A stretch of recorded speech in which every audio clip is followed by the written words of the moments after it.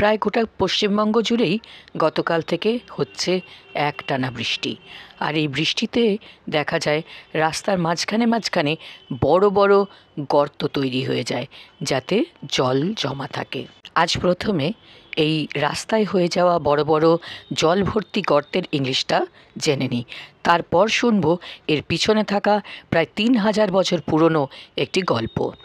এই ধরনের বড় বড় গর্ত যাতে জল জমে থাকে রাস্তায়, তাকে বলা হয় পট হোল। POT পট, HOLE পট হোল।